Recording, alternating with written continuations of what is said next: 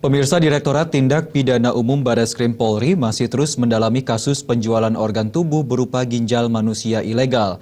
Dari kasus ini, 3 orang telah ditetapkan sebagai tersangka dan kini polisi mendalami informasi dari para saksi serta 3 rumah sakit untuk dimintai keterangan.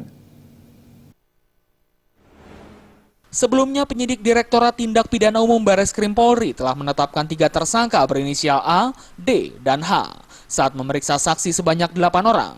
Polisi juga telah menyita sejumlah bukti berupa 2 buah handphone, buku tabungan, kartu ATM, kartu kredit, dan 1 unit CPU, serta dokumen terkait korban. Kepala Bagian Analisa dan Evaluasi Barreskrim Polri, Kombes Pol Hadi Ramdhani mengatakan, modus operandi dari penjualan organ tubuh ginjal manusia tersebut, pelaku menawarkan uang kepada pendonor sebesar 50 juta rupiah. Setelah itu, pelaku menjual kepada pihak yang membutuhkan sebesar 200 hingga 300 juta rupiah. Saat ini penyidik terus mendalami keterangan dari pelaku dan para saksi yang merupakan pendonor maupun pembeli, serta pihak rumah sakit. Menurut Hadi, saat ini pihaknya tengah meminta keterangan dari 3 buah rumah sakit yang melakukan operasi ginjal tersebut, demi mendalami kasus penjual ginjal ilegal tersebut.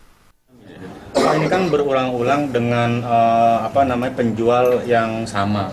Apakah polisi juga menyelidiki prosedur yang dilakukan rumah sakit misalnya untuk melakukan operasi? Kan biasanya ada interview terhadap. Oh iya, semua kita lakukan nanti. Jadi prosedur SOP yang ada di rumah sakit semua nanti kita ini kan. Ada kejanggalan yang di situ Pak ditemukan, kok bisa berulang-ulang untuk sementara sampai saat ini karena itu untuk kesehatan sehingga tidak ada kejanggalan. Karena rumah sakit pada prinsipnya di sini mereka hanya melakukan prosedur, melakukan sesuai dengan SOP yang ada terhadap pelaksanaan operasi transplantasi ginjal itu sendiri. Kebanyakan korban perdagangan ginjal ini berprofesi sebagai tukang ojek, tukang beca, petani, dan sopir. Atas perbuatannya, ketiga pelaku dijerat dengan pasal perdagangan orang sebagaimana tertuang dalam pasal 2 ayat 2 Undang-Undang RI nomor 21 tahun 2007 dengan ancaman maksimal 15 tahun penjara. Dari Jakarta,